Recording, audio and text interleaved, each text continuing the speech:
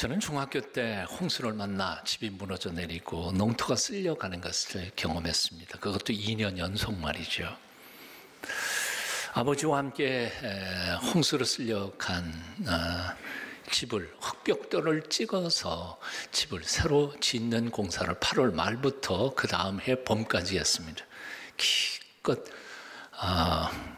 집을 지었습니다.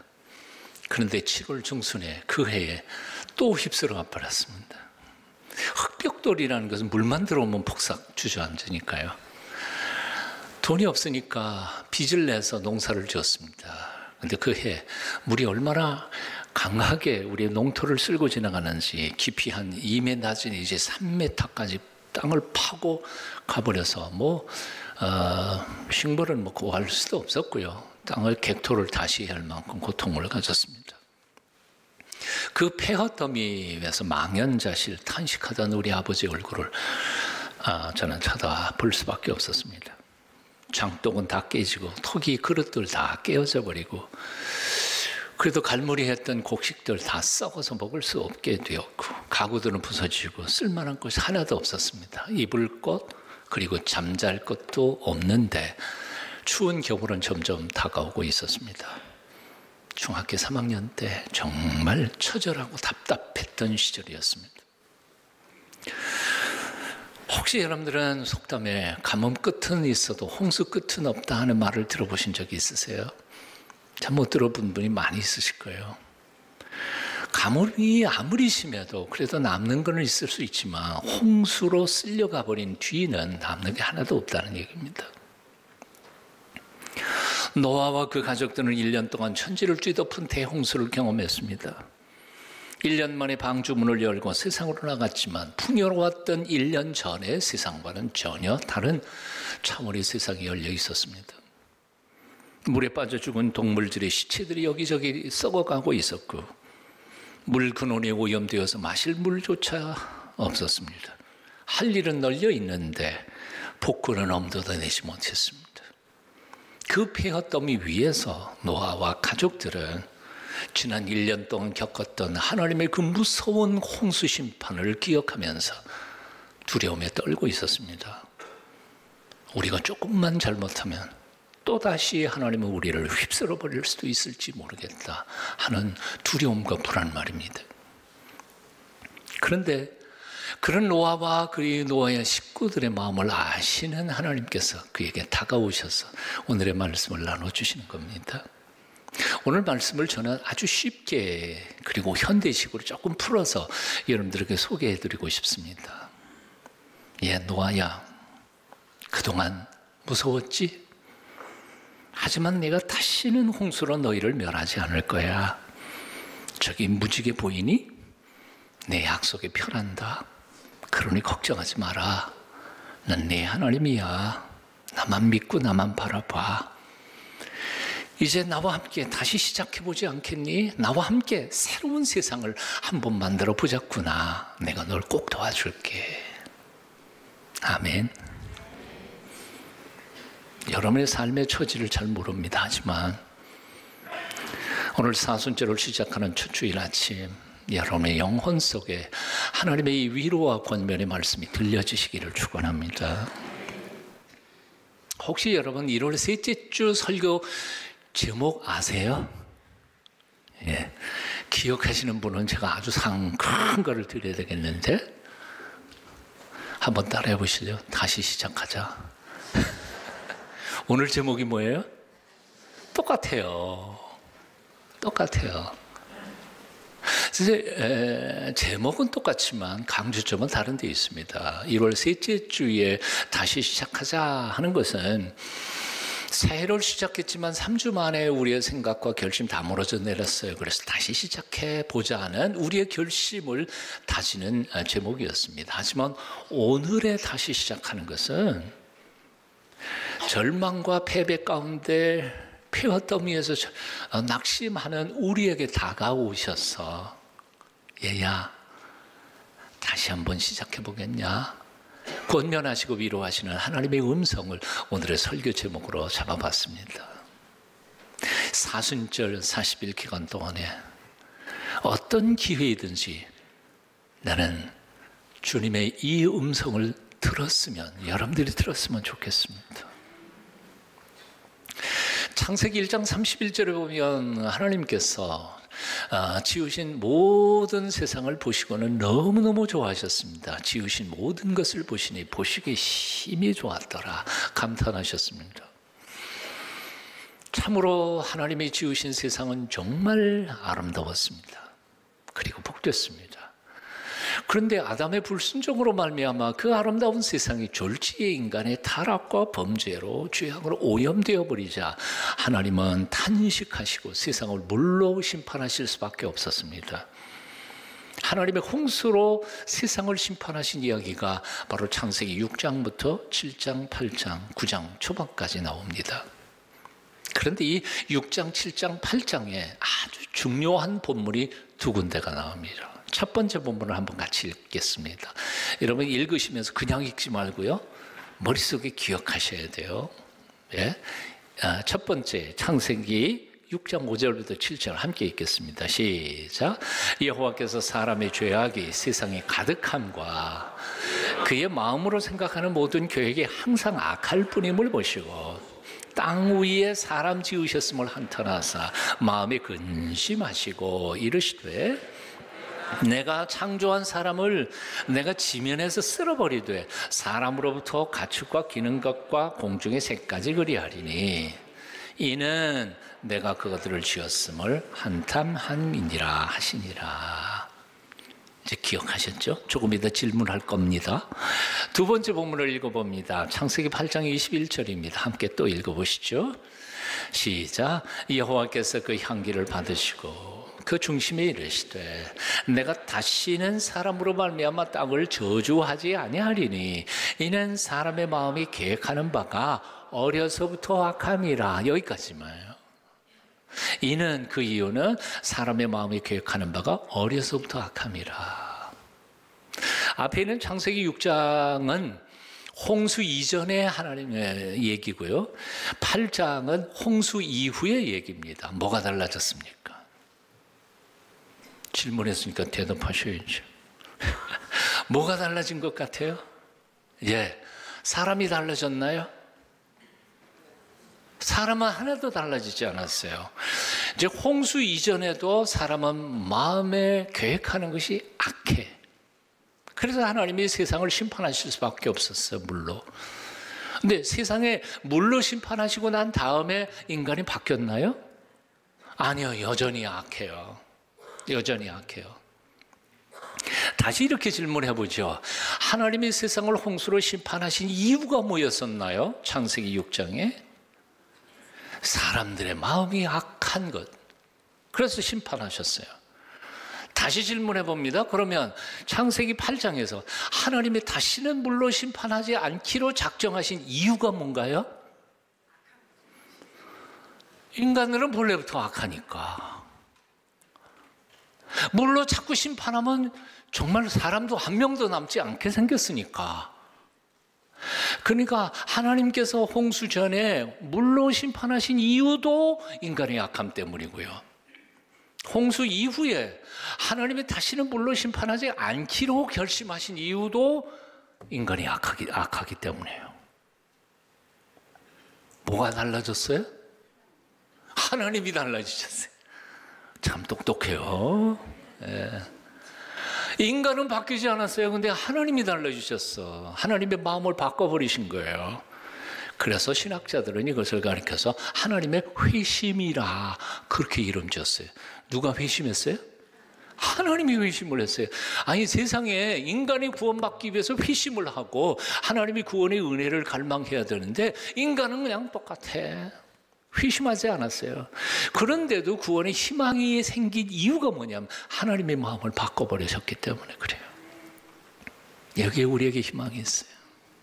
만일 하나님이 우리에게 이렇게 다가오신다고 생각해봐요. 너 생각 바꿔. 너 죄 다 고백하고 다시는 죄 짓지 말어.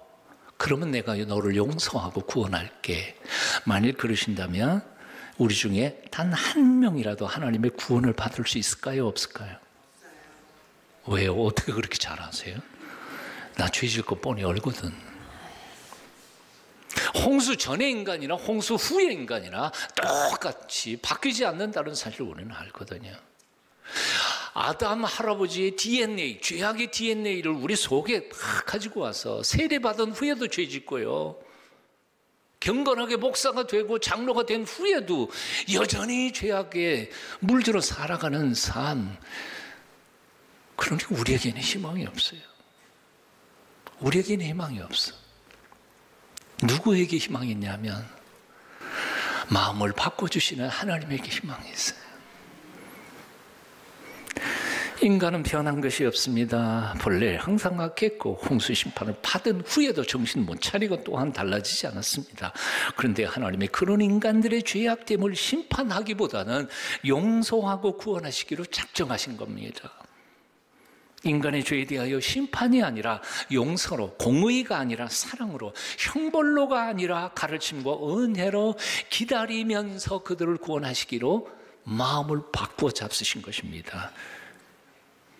이 하나님의 회심, 하나님의 마음을 바꿔주신 사건으로 말미암아 우리에게는 이제 희망이 생기게 된 것입니다. 집 없는 사람들을 우리는 영어로는 홈레스라고 말하죠. 노숙자들이, 힘없는 사람들이요. 참 저녁이 됐는데도 갈 곳이 없는 사람들, 불쌍하고 참 불쌍한 사람들이죠. 그런데 이 홈레스보다 더 불쌍한 사람들이 있어요. 뭘까요? hopeless, 희망이 없는 사람들. 홈레스가 아니라 hopeless, 희망이 없는 사람들이 더 불쌍하고 비극적인 사람들입니다. 삶이 아무리 힘들고 어려워도 희망만 있다면 우리는 어떻게든지 주어진 시련과 역경을 우리는 이겨낼 수 있을 것입니다. 하지만 우리의 형편이 아무리 좋아도 내일에 대한 희망이 없다면 우리는 결코 살아갈 용기와 끈기를 얻지 못할 것입니다. 바로 이런 의미에서 이 시대의 가장 큰 비극은 돈 없는 게 아니고 배우지 못한 게 아니고 출세 못한 게 아니라 사실은 내일에 대한 희망이 점점 사라져 가고 있다는 데 이 시대의 비극이 있습니다. 요즘 왜 그토록 많은 사람들이 자살할까요? 살아봐도 별로 희망이 보이지 않고 있기 때문이라고 느끼기 때문입니다. 내일은 좀 나아질까? 그럼 내일 됐는데 안 나아져요. 모레는 괜찮을까? 안 나아져요. 1년 지나면 좀 낫겠지? 안 나아져요. 이렇게 그냥 살다가 보면 내 인생 그냥 종치고 말겠까? 그러니까 그냥 희망도 없으니까 죽어버리는 거죠. 희망은 우리가 살아갈 수 있는 이유이고 목적이고 인생의 모든 불행을 치료할 수 있는 가장 귀한 명약입니다.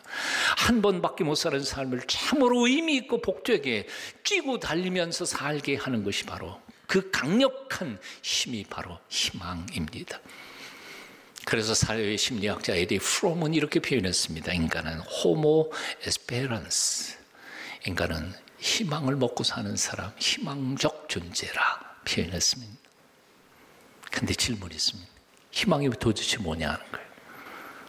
희망이 뭐냐 하는 거예요. 흔히 우리는 희망 그러면 이렇게 정의합니다. 장체될지 안 될지도 모르지만 그러나 미래에 대해서 막연히 기대하는 거, 희망사항, 그때 와도 될지 안 될지 그건 몰라요.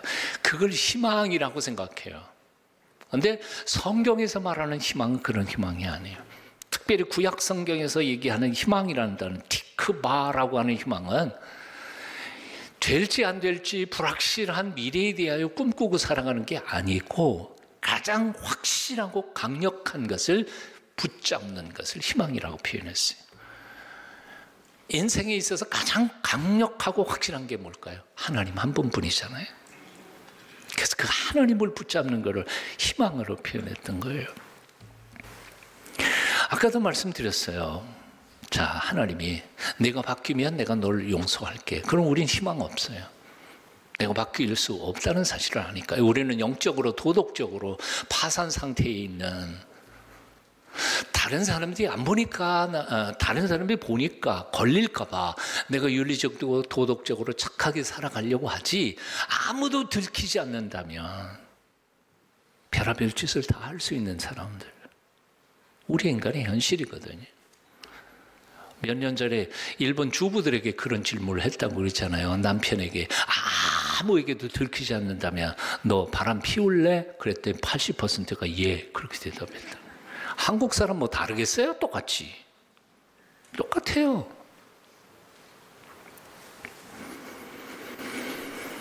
하나님께서 마음을 바꾸셨어요. 나는 내가 바뀌지 않아도 널 용서할게. 나는 네가 온전히 거룩하고 의로운 사람이 되지 않아도 난 여전히 널 사랑해. 나는 네가 나를 사랑하지 않아도 난 여전히 끝까지 널 사랑하고 널 구원할 거야. 이것이 성경에서 우리가 만나는 마음을 바꿔버리신 우리 하나님 아버지의 모습이라 그 말입니다. 아멘. 그래서 어떤 사람들은요, 창세기 6장, 7장, 8장을 읽어가면서 그 이전의 공의의 하나님이 새롭게 완전히 달라지셔서 사랑의 하나님, 긍휼의 하나님, 무조건 용서하시면서 우리를 구원하실 구원자 하나님으로 바뀐 사건이라 그렇게 고백해요. 나는 이번 사순절 기간 동안 이 하나님 여러분들이 만나 뵀으면 좋겠습니다. 그분을 만나 뵈었고 여러분 마음속에 있었던 죄책감, 죄의식, 두려움, 걱정 다 해결하시기를 축원합니다. 예레미야는 이렇게 고백했습니다. 이스라엘의 소망이시오 곤란한 때의 구원자이시오. 하나님을 이렇게 불렀어요. 왜 하나님이 우리의 소망이시고 희망이시고 그리고 티크바일까? 이유는 간단해요. 하나님은 우리의 연약함뿐만 아니라 우리의 고집불통의 죄악의 모습까지 다 알고 계세요. 그럼에도 불구하고 버리시지 않으시기로 작정하시고 물로 심판하지 않으시기로 작정하시고 무조건 기다리시면서 구원하시기로 마음을 바꿔버리신 분이시기 때문에 그래서 그분은 우리의 희망이세요. 우리가 그분 때문에 우리 자신의 희망 없는 우리로 하나님께 소망을 두면서 살아갈 수 있는 거죠. 그러므로 하나님만이 우리가 가장 확실하게 붙잡을 우리의 희망인 줄 믿으십시오. 그 사랑과 긍휼과 용서의 하나님 안에서는 우리가 어떤 역경과 시련도 넉넉히 이겨낼 수 있음을 믿으십시오. 이 사실을 알았던 사도 바울은 그래서 로마서 8장 35절 이하에서 이렇게 고백하고 있습니다. 누가 우리를 그리스도의 사랑에서 끊으리요? 환난이나 공고나 박해나 기근이나 적신이나 위험이나 칼이라 기록된 바 우리가 종일 주를 위하여 죽임을 당하게 되며 도살당한 양같이 여김을 받았나이다 함과 같으니라. 그러나 이 모든 일에 우리를 사랑하시는 이로 말미암아 누구로 말미암아? 우리를 사랑하시는 이로 말미암아 나로 말미암는 게 아니에요. 내가 결심이 굳어서가 아니에요. 내 생각이 바뀌어서가 아니에요. 나를 사랑하시는 그분으로 말미암아 한번 따라해 보십시오. 우리가 넉넉히 이기느니라. 왜 이렇게 매가리가 없으세요? 한번 더 해보겠습니다. 우리를 사랑하시는 이로 말미암아 우리가 넉넉히 이기느니라. 아멘. 아멘. 이 믿음이 있었던 시편 기자는 시편 62편 5절 6절에서 이렇게 고백합니다. 나의 영혼아 잠잠히 하나님만 바라라. 대저 나의 소망이 그로부터 나는도다. 오직 저만이 나의 반석이시오 나의 구원이시오 나의 산성이시오. 내가 요동치 아니하리로다. 내가 흔들리지 아니하리로다. 다윗도 고백했습니다. 시편 39편 7절입니다. 주여 내가 무엇을 바라리요? 나의 소망은 어디 있어요? 주께 있나이다. My hope is in you. 나의 소망은 당신 안에 있을 뿐입니다. 오직 하나님 한 분만이 우리의 참된 소망이신 것을 믿으십니까? 믿으십시오. 믿으십시오. 미국의 LA 남부의 셀백이라고 하는 교회에 컨트리송 가수이자 작곡가인 사람이 목사님 한 분 계셨습니다. 릭 마초라고 하는 분인데요. 오래전에 제가 그 교회에서 예배를 드릴 때 이 양반이 자기가 끌고 있는 그 팀과 함께 불렀던 노래, 그날 제가 얼마나 감동을 받았는지 모릅니다. 주일 예배 시간에. 사실 목사가 다른 목사님 설교에 은혜 받는다는 게 쉬운 일일 것 같아요? 쉽지 않아요. 그런데 그날은 저는 정말 예배 시간 펑펑 울면서 예배를 드렸습니다. 그 링 마초가 지은 찬양 시 때문에, 찬송가 때문이었습니다. 영어로 읽어드리면 좋겠지만 영어로는 읽지 않습니다. 한글로 번역된 거 한번 같이 읽어보시겠습니다. 같이 읽을까요? 시작. 하나님이 바다를 지으실 수 있다면 당신의 마음의 풍파도 잔잔케 하실 수 있습니다. 아멘. 두 번째요. 하나님이 산을 움직이실 수 있다면 하나님은 당신의 심령도 변화시키실 수 있습니다. 하나님이 매일 아침을 새롭게 하실 수 있다면 당신은 다시 시작할 수 있습니다. 하나님은 당신을 자유케 할 수 있습니다. 지난 과거로부터 말입니다. 하나님은 당신의 삶을 바르게 만드실 수 있습니다. 지금 당장 말입니다. 하나님은 당신의 삶을 바꾸실 능력을 가지고 계십니다. 하나님은 당신의 삶을 바꾸실 능력을 가지고 계십니다. He's got the power to change your life. 이게 그 찬양의 제목이에요. He's got the power. 하나님 그 능력이 있어요. 믿으세요? 바다를 지으신 하나님이 내 마음속에 일어나는 작은 풍랑조차 잔잔케 못하실까요? 근심 걱정 하나님이 조정 못하실까요?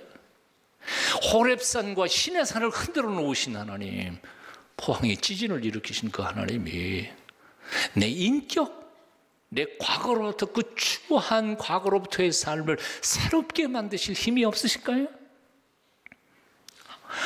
하나님이 간밤에 캄캄한 밤을 헤치시고 밝은 새 아침을 날마다 시작해 하시는 하나님이 너의 인생 새롭게 만들어 가실 수 없겠느냐 그 말이에요. 있어요. 하나님은 그 많은 능력을 가지고 계신다고요. 이번 사순절 기간 동안에 사모하는 마음으로 그 앞에 나아가실 수 있기를 바랍니다. He's got the power to change your life. 여러분의 인생을 바꾸실 수 있는 힘을 가지신 그 하나님 앞에 엎드리십시오. 오늘날 세계적인 거장 피카소가 여행 중에 시골의 한 농가에 묵게 되었다고 합니다. 하룻밤을 잘 묵은 그 다음날 아침에 주인집 딸아이를 보고는 너무 이쁘고 사랑스러워서 그 딸에게 이렇게 말했다고 합니다. 얘야, 그 손수건 나한테 좀 줄 수 있니? 내가 그림 하나 그려줄게. 이 세계의 거장을 알아보지 못했던 이 딸 아이는 엄마에게 달려가면서 이렇게 말했다고 합니다. 엄마, 웬 미친 아저씨가 내 비단 손수건에다가 낙서하겠대. 그리고는 끝내 맡기지 않았다는 거지. 이게 얼마나 큰 비극인지 아세요? 카페에서 그냥 종이장에다가 한 거를 몇 천만 불에 팔리는 거장 피카소. 오늘 이 아침에 창조주 하나님이 여러분에게 이렇게 말씀하십니다. 얘야, 내 인생 나한테 맡겨주지 않을래? 난 너의 인생을 위대하게 만들고 싶어. 그분이 내 인생 혹시 망칠까 봐 망설이고 주저하고 있지는 않으십니까? 제발 맡겨드리십시오.